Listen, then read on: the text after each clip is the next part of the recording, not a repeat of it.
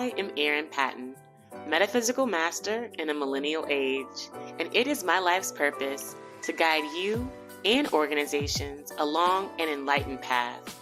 So I invite you to sit comfortably and tune in as I welcome you to the MetaBusiness Millennial, where we get the real conversations you won't get in the boardroom so that we understand this is exactly the path we need to be on in order to grow, evolve, and thrive. Greetings, I am Erin Patten, and welcome to the MetaBusiness Millennial Podcast. I am here today with none other than Miss Jennifer Henry, who considers herself to be a high-performance coach, y'all. She is a life recovery coach that does it at the highest level.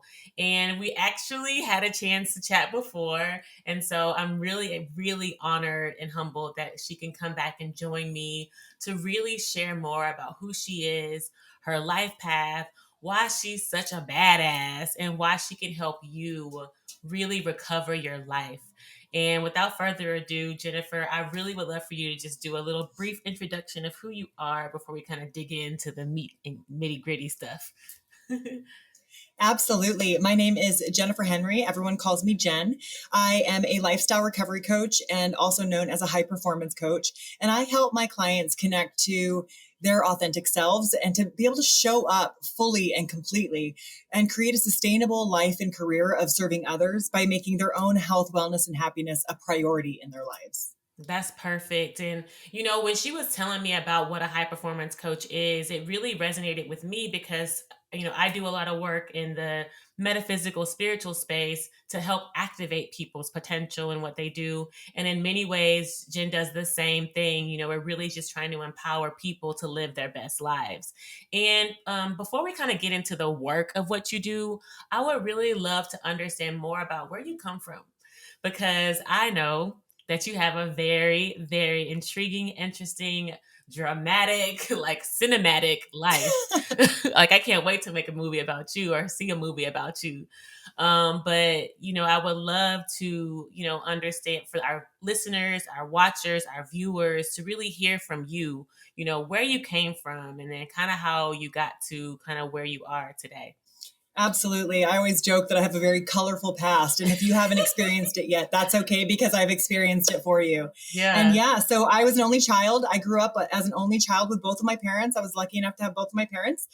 And I had horses and I grew up on a dirt road and we had property. And while that sounds like the dream, it's very lonely when you don't know who you are and when you're not connected to self, when you don't know what you like, when you don't know what you want, when you don't know how to really identify in the world around you, because there really isn't a world around you. And so as I went to private school for elementary school. I was super bright. I was top of my class. I did the Johns Hopkins University test and tested in the top 2% of the nation. I was testing in post-high school work in 5th grade. Wow. And at post-high school levels. And so I don't know what they were thinking, but my parents decided to put me into public school.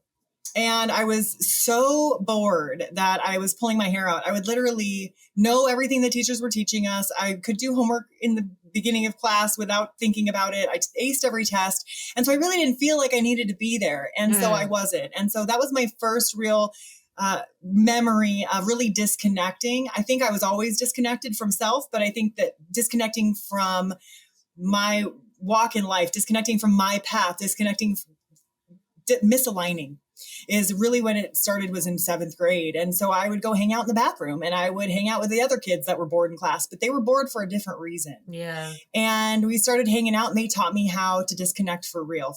And that's when I started smoking cigarettes. That's when I started smoking weed. Very shortly after that, I went into high school, still disconnected, still looking for that numbness, still looking for something to make me feel better. Because when I would get high or, you know, smoke weed, I would feel better. I would feel okay in my own skin. As a matter of fact, it was the first time I didn't have to feel anything. Yeah. And so I sought that numbness. I sought that disconnection. I went after it full force. And so by the time I was 16, I dropped out of high school. I was doing drugs. I went from doing, you know, smoking weed to, and they say it's the gateway drug. I don't know about that. I think disconnection is the gateway. And when I found cocaine. That was the next best thing. And then I found acid, and that was the next best thing. And then I found ecstasy, and that was the next best thing. Right. And then I found methamphetamine. And then that was it. That was it for me. And it took over my entire world. And so I ended up homeless on the streets with an IV, with a needle in my arm, slamming meth from 16 to 18. From 18 to 22, I was arrested at 18, and it saved my life. I thank God for the laws that were in place at the time, because had they not been, had the laws that are in place in California been in place then that are now, I'd be dead or still on the streets, but I'm pretty sure I'd be dead. And so getting arrested saved my life. It saved me from myself, because I wasn't in a place to make a decision to choose wellness. I wasn't going to be like, oh, all of a sudden I just think it's time for me to stop doing drugs now, and I'm going to go be a productive member of society, because that's not how it works. I was still chronically disconnected, not just from myself, but from others. And I needed to be saved for myself. And so I was. And so I went through a couple different treatment programs, and I started doing the 12 steps programs. And I managed to stay sober by the skin of my teeth for 4 years. And during that time, I got my cosmetology license, and I started my own business. And so I've been an entrepreneur since I was 18 years old, really before that. But right, I've had my license as a productive member of society since I was 18 years old. And always been a hustler, but this time I was doing it legal, and people were paying me up on the up and up. And so this, really, I felt that this was it. This was me figuring it out. But the truth was I still didn't know who I was. I was still constantly doing everything everyone else told me to do. And they told me that if I didn't, I was going to die. Yeah. If I wasn't of service, I was going to die. If I didn't do this, I was going to die. And so I was too scared to venture out of that, to try anything different. And so what ended up happening was I was in a relationship. The guy got someone else pregnant, and I relapsed. I didn't have a connection to God. I didn't have, and even if I did, I didn't know how to pray or how to connect or how to utilize that in a way that served me. It was more of a desperation. God, please help me. But I didn't know what to do after that. And I ended up relapsing. And so I went back out on the streets. I ended up with a needle back in my arm. And this time I decided I wasn't going to be the victim. And so I was very aggressive. I was living a very aggressive, very negative lifestyle. And I ended up going to prison as a result. And I ended up going to prison, getting out, getting released. And I was only out 67 days before I was rearrested on a parole violation and served another 17 and a half months in my second term in prison. And so when I was arrested this second time,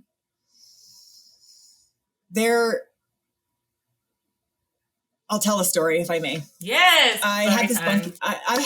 I had this bunkie. And so I get arrested, right? When I'm getting arrested, I know that I'm going away for a long time, and I had my drugs on me, and I put them away in what we call our purse.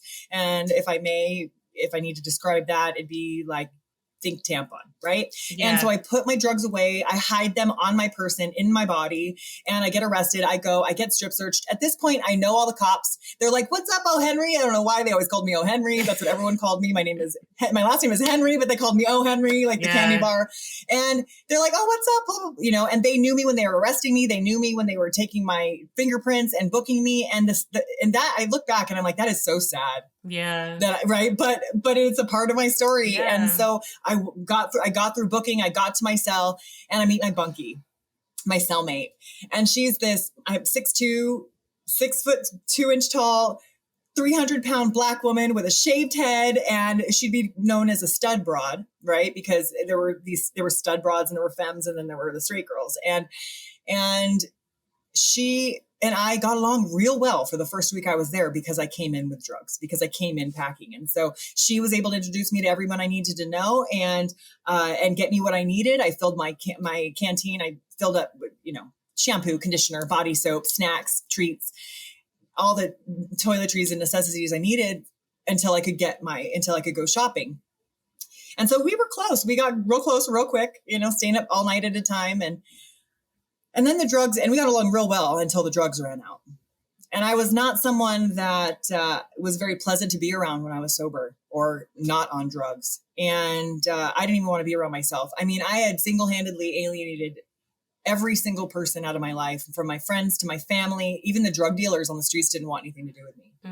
And I mean, honestly, neither did I. And at this point now, in this time, neither did my bunkie. And we were both a little irritable. I was very irritable, and she said something, and I started whooping, and I said something to her, and she picked me up without even missing a beat, picked me up off my bunk, threw me in the corner of the cell and threw a Bible at me and said, "You need God, bitch." And Yes. she crawled into her bunk and she rolled over and threw her covers over herself. And I started MFing her and calling her out of her name. And I took the Bible and I threw it up in my cubby hole and I climbed up into my bunk and MF'd her all the way to sleep. And I woke up and it was a couple days later. And I woke up and she was at day room. And there is it's called a wicket. It's a 2-man cell with a steel sliding door, and there's a little tiny clear window in the door, and we call it the wicket. And so when the women are using the restroom and things, we're allowed to cover it for a few minutes. And so I put up the wicket cover, and I got into my hiding place where I had my empty needle, because there was no drugs left, but I still had my needle. And I climbed up into my bed, and I threw the covers over me, and I started injecting into my ankle. And all I was doing was pulling blood and pushing it back in, and pulling blood and pushing back in, and just to see if there was anything left that I could possibly get from that syringe. And, we know this, it's in those moments I look back and I realize I was not addicted to the drugs. I was addicted to the escape, the idea of the escape. It didn't matter what the drug was. Didn't matter if it was Netflix, didn't matter if it was sex, didn't matter if it was shopping, it didn't matter if it was drugs, alcohol. It was my escape. It was my way to not feel. And all of a sudden, I'm sitting there and I can see the blood speckles on my ankle. And it was like, in that moment, I had this weird out of body experience where all of a sudden I'm looking down and I can see this girl sitting on the top of this bunk, just gaunt and sucked in and dead looking and sunken in eyes and just all bones. And 100 pounds soaking wet and just on the verge of life, barely existing. And I just had this, my God, what have you done? Like what, it was the first time I'd ever really seen myself from an outside perspective, from a whole perspective. And I just felt so sorry for the girl that I was staring at. And then, but at the same time, like I was removed from all the pain and all the discomfort. And I didn't realize it until the next second I was back in my body and I could feel all of it. And I realized in that minute that I hadn't, for just a moment, that I had been okay. And I realized in that moment that no matter what, I was not alone, that I was always going to be there. That highest version of me, call it God, call it the highest self, call it whatever you want to call it enlightenment. I was never alone. Yes. And I was still here, whether I liked it or not. I was still here. And there was a reason. I didn't know what it was, but there was a reason. And I better figure it the fuck out. Excuse my language, but I better figure it the heck out. And so, it was in that moment that I realized that no matter what I had been through, that I did have purpose, that there was a meaning, that I had survived everything for some reason. And so from that point on, I made it to my mission to figure it out. I made it my mission to not have to feel that way anymore. And I realized that I didn't have to feel that way anymore, that I was the only one who could decide what my experiences were in this life. And if that, I didn't want it to be that, then I needed to figure out how to change it. And I didn't know how, but over the last 12 years, I've made it a mission. My movement is lifestyle recovery. And that's why I started Lifestyle Recovery Solutions, because it is not about the drugs. It is not about the alcohol. It is not about the sex or the gambling or the food. It is about the fact that we as a society are chronically disconnected from ourselves, which is in turn making us disconnected from other people. How are we supposed to connect with others? How are we supposed to have this community if we don't even know who we are or what we want or how to align with those like people, because we don't know who we are? And so that is what I am lifestyle recovery. I am a different kind of strong, and I am on a mission to create a movement around that. I have to just close my eyes and thank you so much for sharing that story, because it really speaks to the depths of trauma that we as a collective face. Like, praise God for your journey and for you being able to go to the depths of the darkness. Like what you experience is the fucking depth, like the lowest of the low. And to be able to come out alive, not only alive, but thriving, beautiful, and enlightened. And that's what a God does. That's what a goddess does. So you, to me, are a goddess embodied. And so, yes, that's what it is. I received that. Yes, I received that. yes, because you have to go to hell to be able to emerge a God. You know what I'm saying? And so go through hell, however you want to describe it. And for me, I also have experienced my share of trauma. I know our listeners, our viewers have experienced their share of trauma. And can you walk us through, when you came out of that awakening, if you will, how did you come to start to see yourself as this, being worthy of love? Because how you speak of yourself now, obviously you've come to understanding that you had to love yourself. No one else is going to show you that. But can you walk us through a little bit of the step by steps, things that you did to try to embody more of that love from a place where there was 100 pounds of no love? Absolutely. I love it. It really does come down to identifying what it looks like to be loved by you. Yeah. And I think that so often and myself, right? I was codependent like nobody's business. I consider myself a recovering codependent.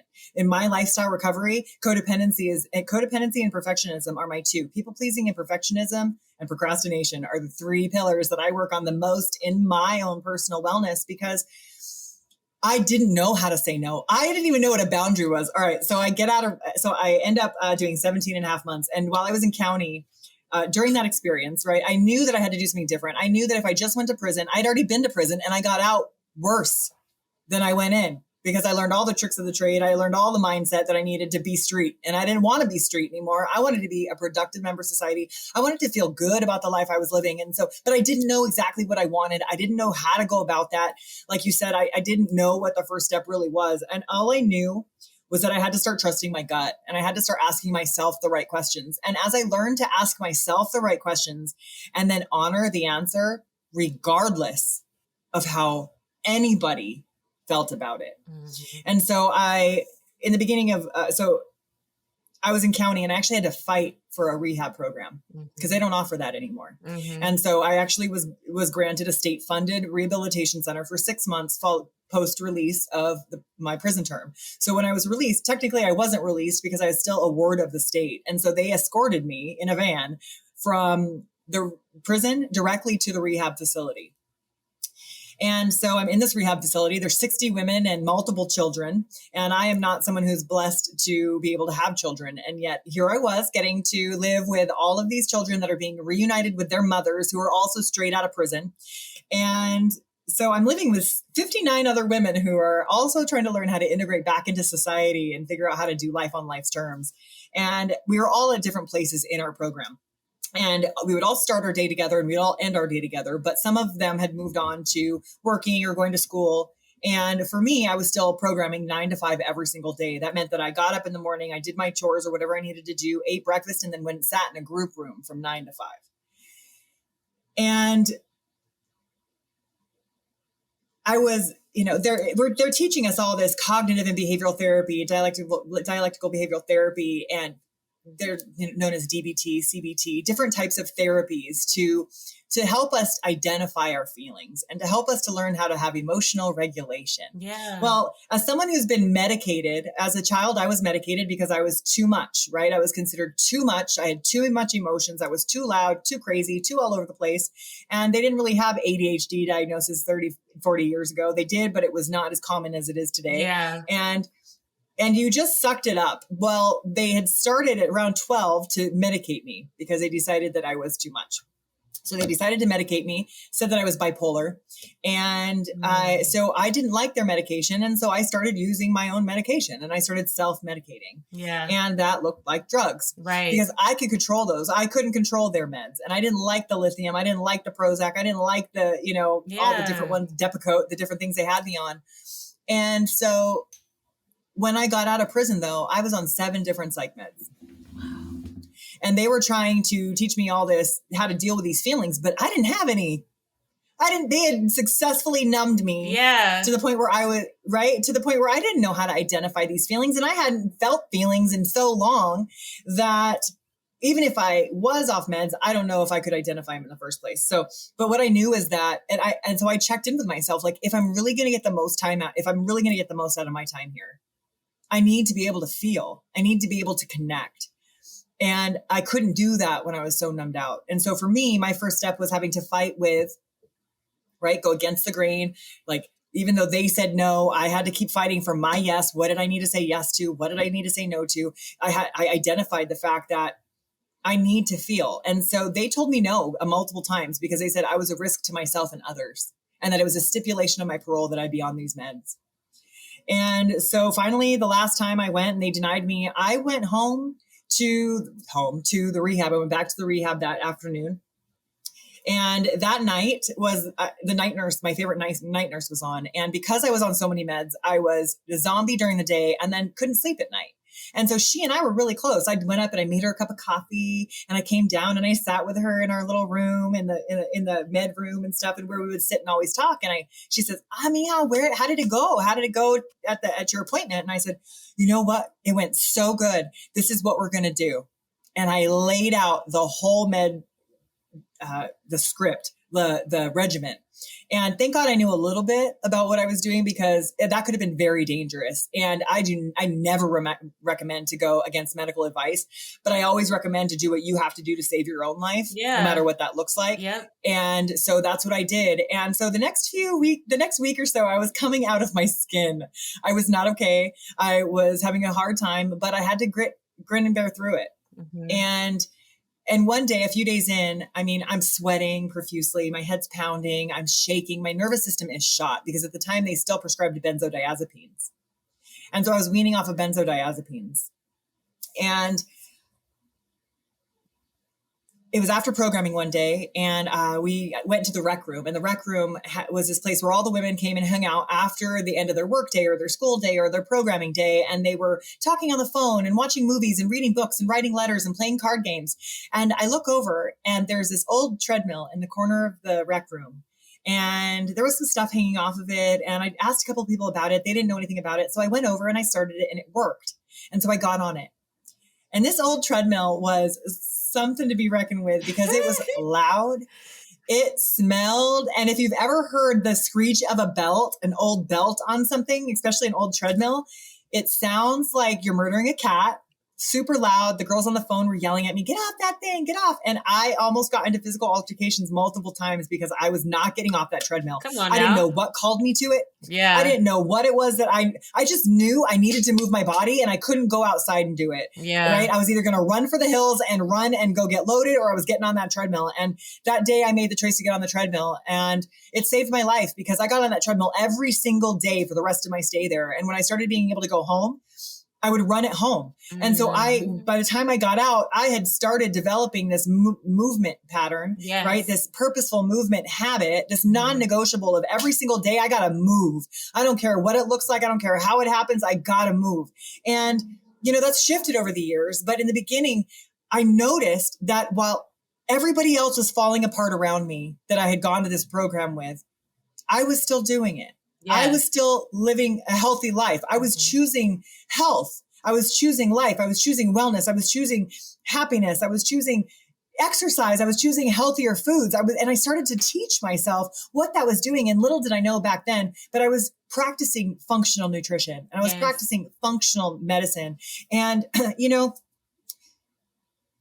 I found that I had to step away a little bit from those normalized and accepted ways of getting sober, because for me, those ways were not helping me.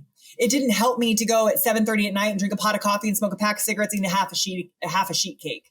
It didn't benefit me to be around a bunch of people who continued to tell themselves that they were powerless. It didn't benefit me to continue to hear war stories and foxhole stories and about how big the bag was and how hard the charges, how big the charges were.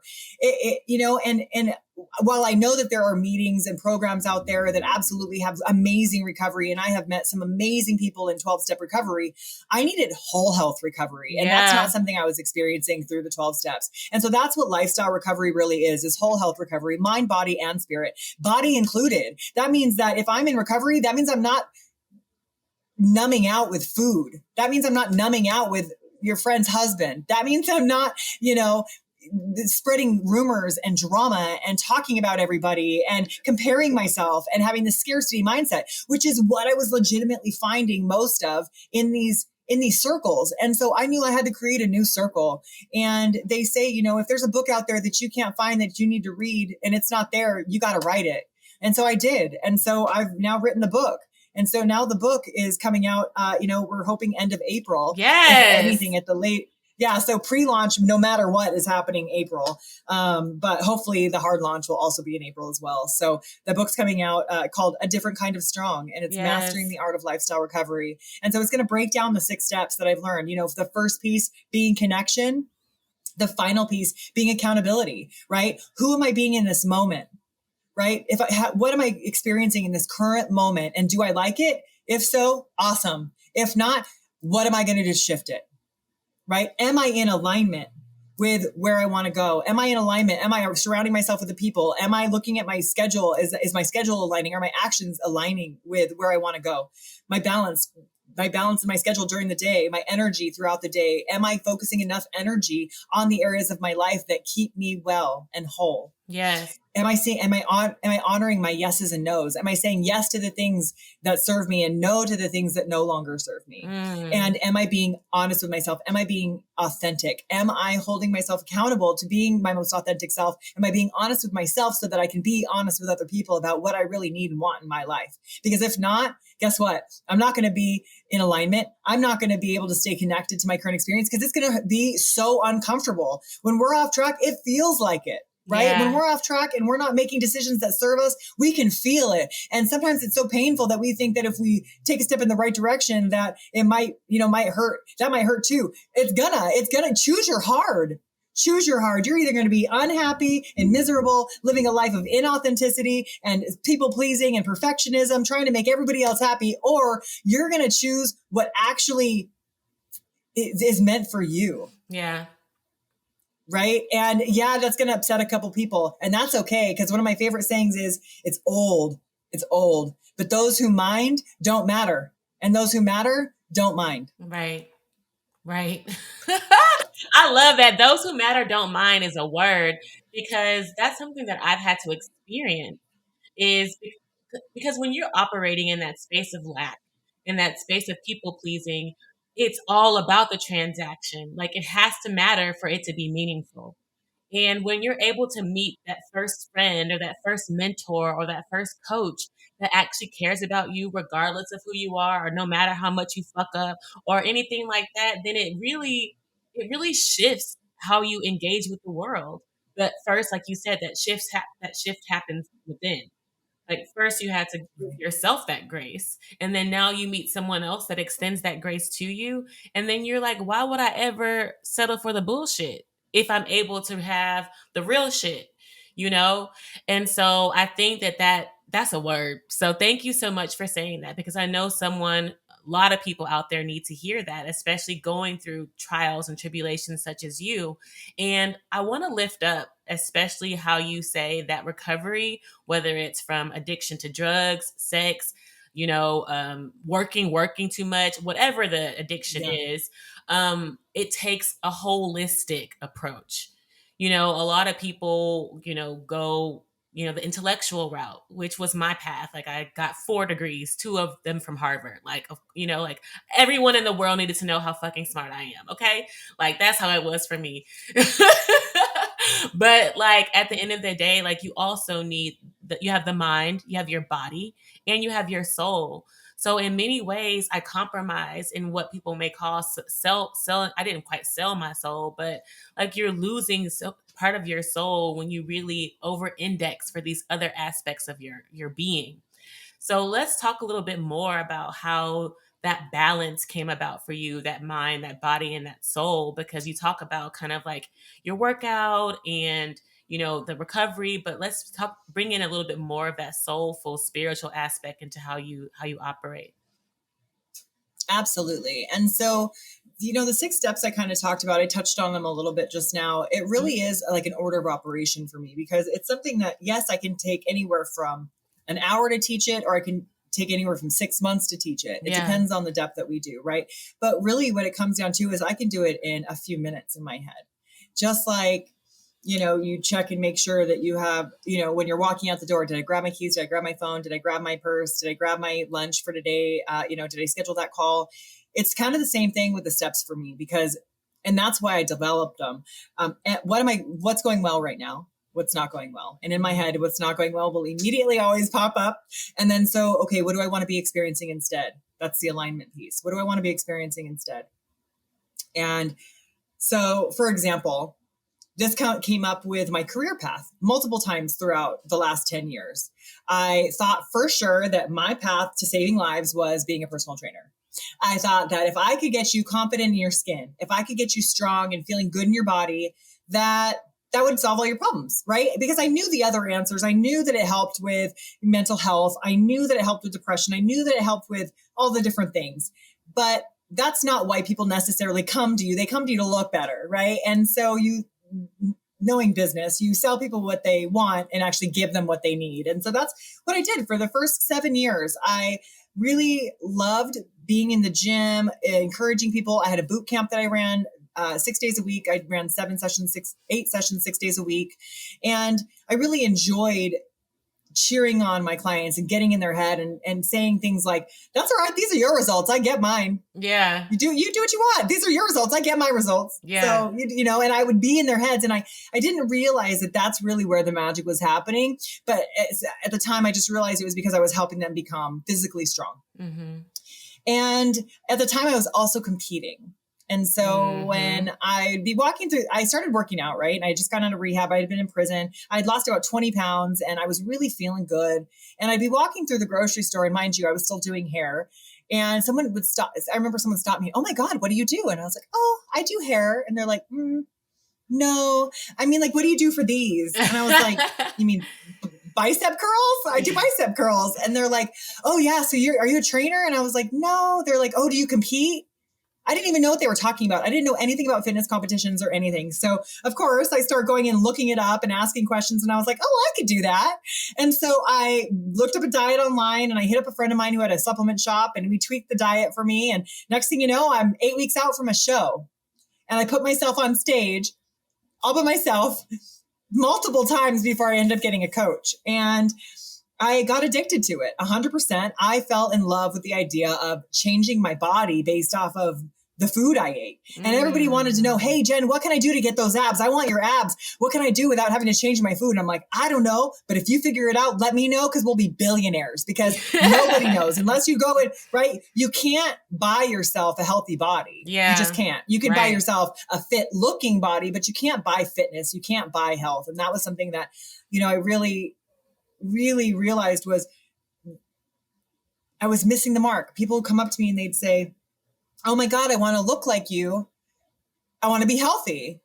And I'd have to tell them, well, you're going to have to pick one, because you can't have both. And what I realized was that the abs are great, but when they're sitting on a body of 7 or 8% body fat, and you're a female and you've been that lean for years upon years, I'd say 7-8% body fat for 3 or 4 years. I didn't have a menstrual cycle. My kidneys were shutting down from too much protein. I was having urinary tract infections left and right. I was getting migraines all the time. I was weak. I was depleting my body completely because of the way I wouldn't go out with my friends. I didn't drink ever, and I consider myself in recovery. I consider myself in lifestyle recovery. And so I absolutely have drinks here and there with my friends, and I absolutely enjoy a social cocktail here and there, but I wouldn't do anything. I wouldn't have a French fry. I weighed all of my food. I would find myself pinching my skin. And mind you, remember, I didn't get into fitness to look any kind of way. It was to save my life. It was to be mentally well. And now all of a sudden I have orthorexia, which is when I'm so obsessed with counting my calories and weighing my food and what I look like in the mirror, that it was like I had to eat the perfect amount of food and just enough calories and nothing more, nothing less. And it became another prison. And so I found myself standing on stage, competing for first place. We were battling it out, me and this woman, for first place. And I'm staring at this woman, and she's probably 15 years older than me. And her skin is slack and loose from years of dieting down and bulking up and dieting down. And I could see the knots from the injections on her hips. And that I knew that in order to keep going to the level that I wanted to go, if I wanted to go pro, I knew I was going to have to start doing injectables. And for me, that was just a deal breaker. It was something that crossed my mind, because of course it crosses my mind. I want to win. But if that's what I got to do to win, if that's what I'm going to look like, what am I doing? Right. I don't want to look like that. For what? For a plastic trophy from a bunch of judges that don't look like that either? Right? And so I was like, you know what? F this isn't it. And I stopped. But of course, I threw the baby out with the bathwater. I stopped working out. I stopped eating clean. I stopped training clients slowly but surely. Right. I just kind of weaned them off. Yeah. And the next thing you knew, I was in a full-blown depression, 20, 30 pounds heavier, completely stuck on the couch, canceling even my hair clients because I was just in such a bad place. Yeah. And so when I was scrolling through, I just realized this is really before I started this coaching, the coaching that I do now, because this is what this was the catalyst, I should say. I was going to say catapulted, but this was the catalyst that lit the fire for lifestyle recovery, because it isn't just about being fit. It's not just about eating clean. It's not just about prayer and meditation. It's not just about going to meetings and having a community that supports you and loves you. It's about all of it. It's about who you're being when you look in the mirror. And so I had to start recognizing, when I looked in that mirror, do I love the woman that's staring back at me? What does she need to know? And I started connecting to her. And I went back and I started looking at what were all the pieces. And it was every time I really needed to make a shift, I had to get connected first. And so that's how that came out as the first step. And so for me, it really is, it shows up in all the different areas of my life. When I'm not eating enough or when I'm not moving my body enough, I can feel that. And because I've built the relationship I have with myself today, like I can recognize what I'm missing and what I need to shift with my non-negotiables. And so I would, it doesn't sound spiritual, but for me, one of my biggest spiritual pieces are my non-negotiables. Yes. Through my 4 to 5 meals a day of healthy, nutritious meals, right? And now I can have other stuff too, but I don't need as much other stuff because I'm not fiending for as much other stuff because I've filled my body with what it needed. Enough sleep, minimum 7 hours. Like I'll push it to 6.5, but generally I'd rather just be late to whatever I was supposed to be at in the morning because I want that sleep. It's a non-negotiable for me. Yeah. Because of my mental health, right? Mental health, it's so important. Water, I drink 3 of these a day. I mean, sometimes it's 2, but even 2 is 66 ounces, 67 ounces. But I drink about 100 ounces of water a day. That's pretty much a non-negotiable, because if not, I get headaches, I get tired, I get brain fog.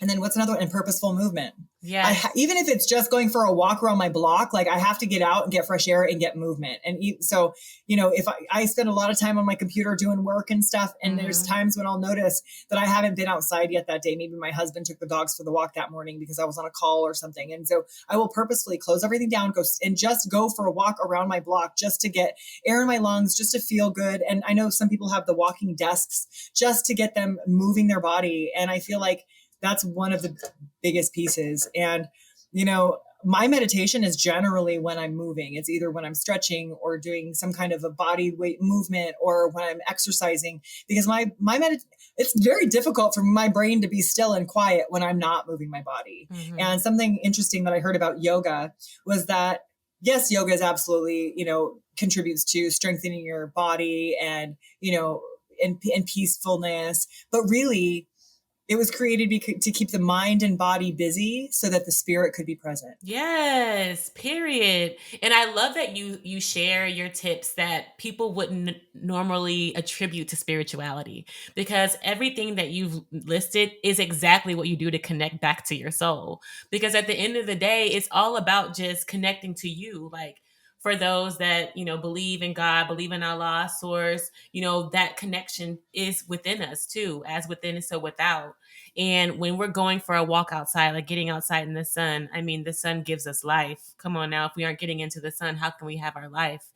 And there's so many things that you listed: your sleep, your boundaries, all these things are exactly what the spiritual community, the metaphysical community start with. Like, these are baseline things that you have to do before you can even try to reach any kind of enlightenment. If you don't set hard and fast boundaries for yourself and then for others, then how is that honoring yourself, and how is that honoring God, the temple that created, that he, she created for you. So I love that you talk about that. And mindful movement, especially, is something that I've come into a understanding of in the past couple years. For me, like, I've gotten my yoga teacher certification, I've gotten my Tai Chi master certification. Obviously, like, I like the academia stuff, so I'm gonna do all that shit. But it wasn't until got into that I understood the importance of the embodiment of all the things that we learn. For example, like, you can teach someone all the spiritual things, you can teach someone all the health diet things, but if you aren't embodying it, if you aren't practicing it, then it doesn't mean anything. It doesn't mean anything at all. And I would love to learn, obviously, but you have something to share on that. And then also how you work with your clients on the embodiment of some of these recovery tools, because that to me is the hardest part. That's the work. Absolutely. So one of the things I love to do with my clients, and sometimes they're comfortable with this in the beginning and sometimes they're not, and it takes some time to work up to it. But Mm-hmm. I find that when I'm able to get them to close their eyes, and one practice I love to do with them is to get them to close their eyes and actually lay down. I make them get their phone so I can't see them. They're just laying down. And I get to talk them through certain types of movement. Sometimes they're laying down, sometimes we're doing things with our arms. It just depends on the situation, but generally laying down. And or doing stretching. That's actually one of the more common ones is I'll have them have their eyes closed, but listen and just listen to my voice as we're doing stretching. And so whatever movement comes to mind when they're doing this is what they should be doing. I have them shut their eyes because sometimes they'll get into compare and despair, especially with yoga moves or any kind of stretching, because I'm very flexible. And so I find that I try to remove any kind of judgment from them. And when I'm speaking to them, they always notice where tightness is coming up in their body. And so I try to get them to, my goal is to get them to learn how to move their body in a way and stretch their body in a way that without judgment, just by breathing in curiosity and breathing space into the pains that are giving them tightness, and thanking them for the awareness that they are giving us of areas where we get to stretch a little bit more, areas where we might be holding on to something, and we get to breathe Mm-hmm. space into those areas and allow whatever's coming up to come up. And I notice that a lot of times whenever we start to breathe space into areas that are tight in our body starts to tell us things about areas in our life that we're stuck and things that are still that we're holding on to, maybe that we haven't let go of, even with the therapist or with the trauma coach or with somebody else, because they're not necessarily working with the body to listen to it. And, people say that we're led by our thoughts, but our thoughts are often triggered by feelings in our body. And Yes. and vice versa, right? It's almost Yes. this catch 22 play against each other. And Yes. sometimes there is trauma that's trapped. And so when we're tight, it's that trauma that's not Mm-hmm. wanting us to open up and be free and be relaxed and be at peace. And so it's because Exactly. it's not safe. And there's nothing wrong with that. It's just trying to keep us safe. And so that's when we'll start digging into parts work. And we'll start identifying like which parts are super uncomfortable right now, which parts feel super vulnerable right now. Is there anything any of our parts need to tell us? Is the 7-year-old part, the 9-year-old part, the 19-year-old part of us, right? What are they needing us to know right now in this moment? And so really allowing us to connect to those hidden nooks, those hidden pieces. It's very helpful. And this to me is like gold. This idea of, our body speaking to us through the pain, through the emotions, through the tightness, or whatever, through the sickness, through the dis-ease. And this is something too that I believe doesn't get talked about enough, especially in medical communities. And there is this over reliance, and you mentioned it before, on prescription drugs to solve all problems. I mean, you yourself said it. You were on 7 different medications for illness that really needed to be treated emotionally. You know what I'm saying? Yeah. Emotionally. And, how do you speak to this idea of working through healing, if you will, of the body, and kind of this marrying of that with the Western kind of medical culture? I don't know if this is too controversial, but No, yeah, but no, I'm open to it, okay, girl. but I would love to kind of talk with you, especially given your personal experience. And I know you also dealt with challenges with your own mother and your in this way, and your own family history, and how this relates to how you move forward in your own life and with your clients as well. Oh, this is a good one. It is juicy. It is a sensitive subject for some, but I have absolutely no problem sharing my experience as long as Okay. what's understood on a conscious level is that my experience can't be taken and duplicated, that everybody has their own experience. Everybody Period. has to follow what's true for them. And Yeah. so I would never, ever recommend to go against medical advice. However, I do recommend to find a true functional medicine doctor who has actually gone back to school and become licensed as a functional medicine doctor. I feel like that's the gap. I feel like they bridge the gap more than any other type of general, your general, what do you call it? Your regular medical doctor, your general MD. Unfortunately, doctors, and I learned this while my mom was in the neuro ICU in Loma Linda in Southern California. She was in the ICU for 6 weeks because she had fallen out.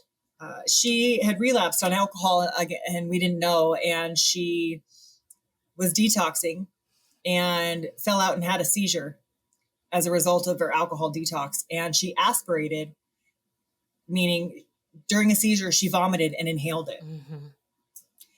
And so they had to immediately intubate her and knock her out. And so over the course of those few weeks, I was there standing over her bed 13 hours a day. And so I was so blessed to be able to meet the doctor and that she had the doctor that she had, because he took a liking to me and he would wait there for me until I got there in the morning so that we could talk about my mom's case. And so he and I got pretty close. And what was interesting to me is he said they don't even get a semester of nutrition. Not even a semester of nutrition. It's like 4 weeks or something ridiculous of nutrition. And so he was actually asking me advice. Erin, I don't even have a high school diploma.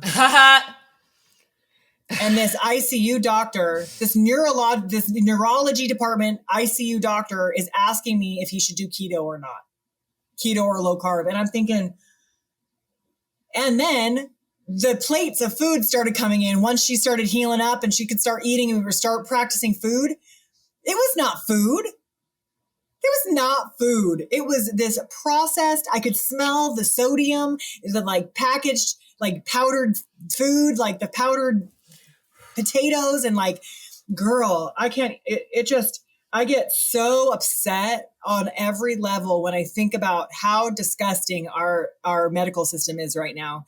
And we do not have a medical care system. We have what's called in America a medical management system, meaning that they are there to manage our symptoms. They are there to put a Band-Aid on it. Like that's what they're there for. And that means that all of the type 2 diabetes that is totally preventable, it's totally preventable, but no one's out there fighting that fight.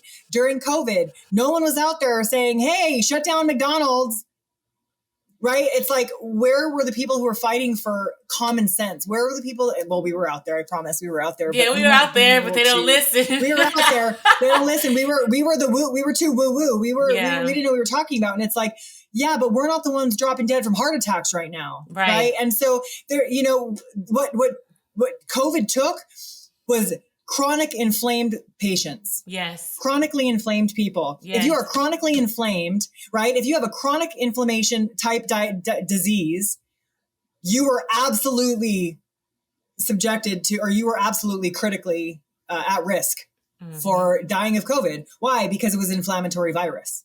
And so did they tell anyone, hey, stop eating inflammatory foods and it'll help you? Hey, start moving your body, get outside, get fresh air, get sun, get vitamin D. No, they locked us in our houses and told us be scared. And so not only were our nervous system shot, which totally depleted our immune system, right? It scared the shit out of everybody. Now everybody's even more disconnected than they were before. And now no one knows what to do. And I do feel like there were a lot of people that started to take their own health into their own hands. I just feel like, our so-called government, our so-called powers that be really missed the mark on this one. And it's devastating. But what's beautiful is that there is social media now and there is the internet now. And for those of us that do want to save our own lives, and that do need help, there are resources out there for us. And you guys, when it comes down to it, it's really simple. Eat whole, clean foods, chew your food really well, drink lots of water, real good water, know where your stuff's sourced from, right? Mm-hmm. And, we talk about the train derailment that just happened, right? That should be like literally breaking news on every single news station that there was a contamination in our water and our air. And it's being so hushed up. And unfortunately, those are the systems that are in place right now. And so it's our responsibility to, I don't want to say necessarily fight. Like I'm not out here trying to, I'm definitely not someone who's out there out complaining all the time about what's not being done, because I don't really give a shit about the problems. I care about the solutions. And so what are we doing to actually make a difference? And so your specific question was, how do we talk to these doctors? Right. And like, really what I would say is, or individuals God, or people in general, how do we help bridge this gap between the it's East and the hard. West? It's hard, but we can do hard things. And I think that really like people need to start asking themselves, like people know. I think instinctively people know. And we're Yes. just like, and that's the hardest part, is that find a way to start asking yourself and trusting Yes. yourself. And if you Yes. don't know how to do that, get a coach, get a mentor, get someone who knows, like find someone who knows, you know, what Erin and I are talking about here. Reach out to Erin, reach out to me, reach out to someone that you know knows, right? If you listen to the people and the way they talk, like there are so many people on, God, Dr. Will Cole is one. The holistic psychologist is one. I'm trying to think of just randoms that are on social media, but it's really start to fill your space with more knowledge. Yes. Yes. It's the ignorance that is killing us. It's the disconnection that is killing us. And so I think bridging the gap really is about filling yourself with more knowledge. And I don't mean just WebMD. I'm talking about like what foods are anti-inflammatory. Google that and start eating those. And then how much protein should I be eating a day? Google it. You're going to get a bunch of different answers. Add them all up and divide it and get your average, right? Like, I mean, really, like I figured all this stuff out on my own. Right. And over the last 10 years, the way I did it was by asking myself what I needed. If I would have just listened to the doctors and blindfolded and just said, hey, whatever you think, I'd absolutely still be numbed out right now by those meds. Right. They thought they knew what was best for me. You have to identify. Now, if you're going in and you got some real serious issues, we need the doctors for that. There is absolutely a place for Western medicine. They save lives every day. Period. But their job is to actually like, you know, if you got pancreatitis, you got to go deal with that. If you have a brain aneurysm, you got to deal with that. If you have a heart issue, you got to deal with that. But what are the things you can do to eat healthier so you have a healthier heart? Yes. Right. Can you be moving your body a little bit every day? So really, it's like, I think having your conversation with your doctor about, I'm sorry, they don't know anything about nutrition. I was going to say about, you know, what to eat, but they don't know. That's my whole point, is they don't know. And so if you have the ability to go to a functional medicine doctor, right? If that's something that's in your plan, try to choose that. If that's not something that's an option for you, really it's about starting just to eat foods that are grown from the ground, right? Start eating foods that are grown from the ground, not in a box or bag. Start moving your body, not just from the couch to the kitchen or to the car, to the grocery store. I'm talking like get out and actually move on purpose and break a sweat. Get better rest in the evening times. If you're playing on your phone until midnight, like why don't you shut the phone down at 9:30 and read or draw or write for the next half hour and actually let yourself decompress. There's just a lot that you can do to really start to take your own health and wellness into your own hands, because I'm going to tell you right now, most doctors are going to give you a pill for that. Yes. And I want to highlight a couple things that you said, because I feel like in addition to reaching out to those experts is the taking the ownership into your number 6 point in your book, accountability. Okay. Like I really love that you highlighted that, because that's something that I feel like we've lost a lot of in this world today and society today is accountability, because we really have lost our agency to think for ourselves. And this is the age of knowing. We're in the Aquarian age. It's a completely different, existence of where we're not following leaders anymore. We're not following the priests and the pastors and the presidents and the governors and the kings and the queens. We live and represent ourselves as sovereign beings. And I've talked about this before on my podcast, is sovereignty. And in that sovereignty, it requires accountability. It requires ownership. And in that owning of ourselves, we also have to take care of ourselves.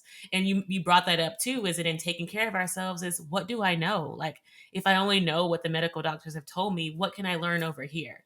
Like, who else can I follow? How can I expand my knowledge, my skill set? And that's so critical in just lifting your consciousness, period, is in knowing more to how to integrate into my body. And so I really, really love that you shared and lifted up all those things, because that is how we come up as humans in our consciousness, in our beings, in our love for self, and in our love for others. I love that. Mm-hmm. I love that. Yeah, I know we're coming up on our hour here, so I just want to give you a chance to talk a little bit more about your book. How can we get it? Also, how can we have coaching classes with you or join one of your webinars or whatever you're offering? Just please share with listeners and viewers. How can we stay in touch with your services and who you are? Absolutely. So there will be a website coming soon with the book. It'll also be uploaded onto my website as soon as all the information is available for it. My website is lifestylerecoverysolutions.com. That I'm sure will be up in the description if she can share that with you guys. And I will be having upcoming masterclasses. I believe the next one is March 9th. So the day after Women's Day, and it's the art of connection. And then the next actual thing I'm running after that is I'm going to be doing a lifestyle cleanse. So I have a 10-day lifestyle cleanse, and it's really an opportunity to declutter the different areas of your life so that you can better connect to what you're experiencing and better enjoy your experience when you connect, because I know it's very difficult to move forward when there's a bunch of stuff in our way. And so those are the two things that I have coming up. So you can find all the information for those on my website in the next by the time this is aired, I'm sure you'll be able to find all of that on the website. So if this airs past that, there will be from here over the next 6 months, all the way up until I have them all the way booked until September. So the second Thursday of the month, I will be having my art of connection class. It'll be art of connection, art of alignment, the art of balance, the art of boundaries, the art of authenticity, and the art of accountability are the 6 classes I'll be running every month until September. So that's so perfect. I love it. I love it. I love it. And for those that are just meeting Jenn or wanting to connect with Jenn, definitely reach out to her. The book sounds amazing. I'm definitely going to pre-order it. So be sure, we're going to put that link in the show notes. So definitely look out for that. And I just want to thank you again for your vulnerability, for your courageousness, for everything that you are and bringing to this world, because we need more people like you. So thank you. Thank you so much for bringing us all together, Erin. I appreciate it. Yes. And all of you who are watching and listening, this was the MetaBusiness Millennial Podcast. We thank you so much for watching, for listening, and just for following us. And stay tuned for more episodes on my website, themetabusiness.world. Also on my YouTube channel at I am Erin Patten. And of course, you can find me on Instagram and all the other social media platforms at I am Erin Patten. I love you all so much. Peace. Did you really love this episode of the MetaBusiness Millennial Podcast? Well, I am honored, and I appreciate you subscribing, leaving a review, and sharing it with your friends, because your feedback allows us to co-create more enlightened conversations. And if you're interested in growing your soul now, head over to my website, erinpatten.com, to find all the show notes, links, and free resources to get your energy activated today. In the meantime, stay bright, my friends. Much love and light. Peace.